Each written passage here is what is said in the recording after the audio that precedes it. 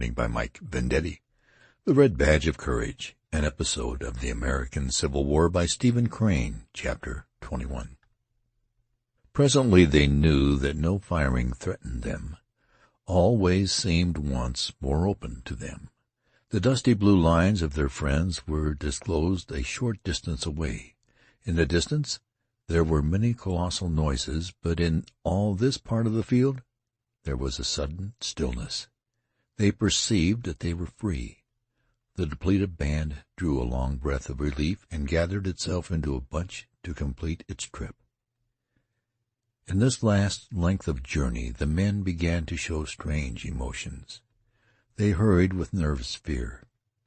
Some, who had been dark and unfaltering in the grimmest moments, now could not conceal an anxiety that made them frantic. It was perhaps that they dreaded to be killed in insignificant ways after the times for proper military deaths had passed.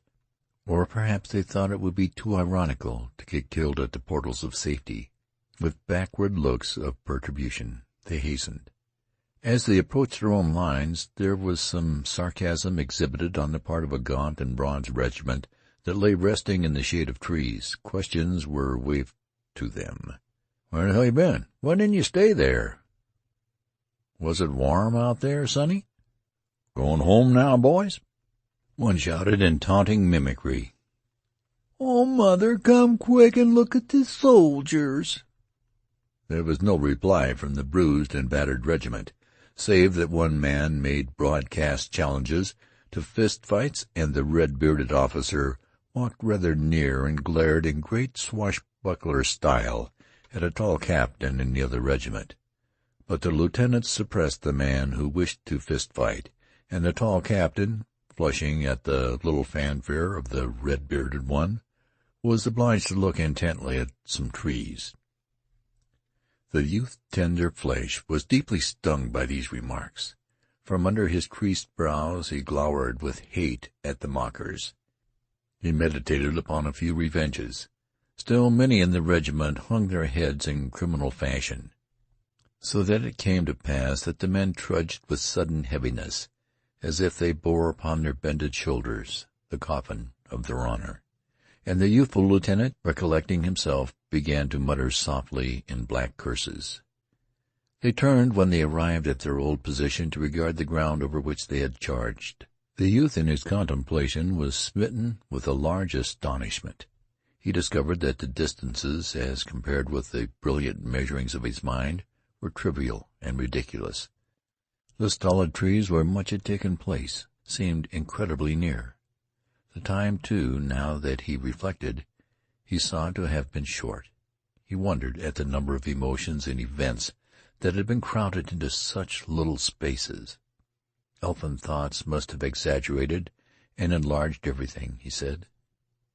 It seemed then that there was bitter justice in the speeches of the gaunt and bronzed veterans. He veiled a glance of disdain at his fellows who strewed the ground, choking with dust, red from perspiration, misty-eyed, disheveled. They were gulping at their canteens, fierce to wring every mite of water from them, and they polished at their swollen and watery features with coat-sleeves and bunches of grass. However, to the youth there was a considerable joy in music upon his performances during the charge. He had had very little time previously in which to appreciate himself, so that there was much satisfaction in quietly thinking of his actions. He recalled bits of color that in the fury had stamped themselves unawares upon his engaged senses. As the regiment lay heaving from its hot exertions, the officer who had named them as mule drivers came galloping along the line. He had lost his cap. His tousled hair streamed wildly, and his face was dark with vexation and wrath. His temper was displayed with more clearness by the way in which he managed his horse. He jerked and wrenched savagely at the bridle, stopping the hard-breathing animal with a furious pull near the colonel of the regiment. He immediately exploded in reproaches which came unbidden to the ears of the men. They were suddenly alert, being always curious about black words between officers. "Oh, thunder, McChancy, what an awful bull you made of this thing," began the officer. He attempted low tones, but his indignation caused certain of the men to learn the sense of his words. "What an awful mess you made! Good Lord, man, you stopped about 100 feet this side of a very pretty success. If your men had gone 100 feet further, you would have made a great charge. But as it is, what a lot of mud-diggers you've got anyway." The men, listening with bated breath, now turned their curious eyes upon the colonel. They had a ragamuffin interest in this affair. The colonel was seen to straighten his form and put one hand forth in oratorical fashion. He wore an injured air. It was as if a deacon had been accused of stealing. The men were wriggling in an ecstasy of excitement. But of a sudden the colonel's manner changed from that of a deacon to that of a Frenchman. He shrugged his shoulders. "Oh, well, gentlemen, we went as far as we could," he said calmly. "As far as you could? Did you, by God?" snorted the other. "Well, that wasn't very far, was it?" he added, with a glance of cold contempt into the other's eyes. "Not very far, I think. You were intended to make a diversion in favor of Whiterside. How well you succeeded, your own ears can tell you." He wheeled his horse and rode stiffly away. The colonel, bidden to hear the jarring noises of an engagement in the woods to the left, broke out in vague damnations. The lieutenant, who had listened with an air of impotent rage to the interview, spoke suddenly in firm and undaunted tones. "I don't care what a man is, whether he is a general or what. If he says the boys didn't put up a good fight out there, he's a damn fool." "Lieutenant," began the colonel severely, "this is my own affair, and I'll trouble you." The lieutenant made an obedient gesture. "All right, Colonel, all right," he said. He sat down with an air of being content with himself. The news that the regiment had been reproached went along the line. For a time the men were bewildered by it. "Good thunder!" they ejaculated, staring at the vanishing form of the general. They conceived it to be a huge mistake. Presently, however, they began to believe that in truth their efforts had been called light. The youth could see this conviction weigh upon the entire regiment until the men were like cuffed and cursed animals, but withal rebellious. The friend, with a grievance in his eye, went to the youth. "I wonder what he does want," he said. "He must think we went out there and played marbles. I never see such a man." The youth developed a tranquil philosophy for these moments of irritation. "Oh, well," he rejoined, "he probably didn't see nothing of it at all, and got mad as blazes, and concluded we were a lot of sheep, just because we didn't do what he wanted done.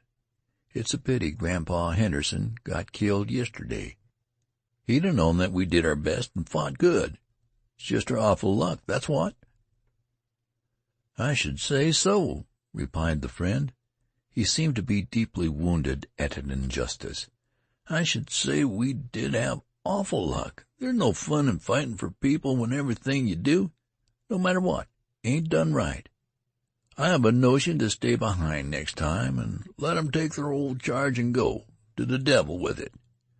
The youth spoke soothingly to his comrade. "Well, we both did good. I'd like to see the fool what'd say we both didn't do as good as we could." "Of course we did," declared the friend stoutly, "and I'd break the feller's neck if he was as big as a church. But we're all right anyhow, for I heard one fellow say that we two fit the best in the regiment, and they had a great argument about it.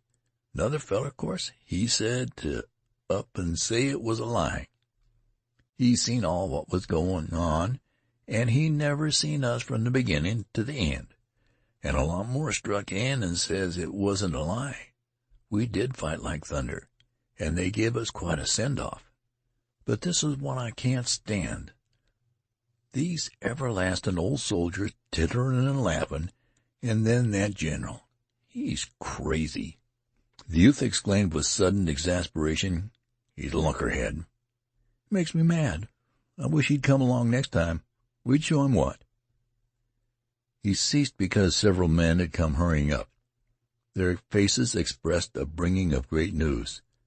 "Oh, Flem, you just ought to heard," cried one eagerly. "Heard what?" said the youth.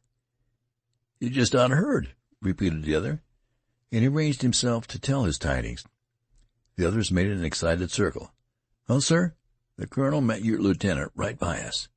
It was the damnedest thing I ever heard, and he says, 'Ahem,' he says, 'Mr. Hornbrook,' he says, 'by the way, who was that lad that carried the flag?' he says. There, Flemin', what do you think of that?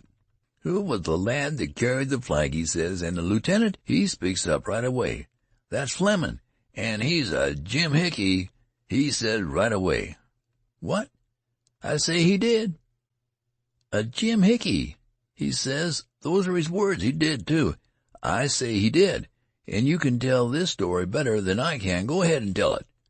Well, then, keep your mouth shut. Lieutenant, he says, he's a Jim Hickey, and the colonel, he says, ahem, he is indeed a very good man. Ahem.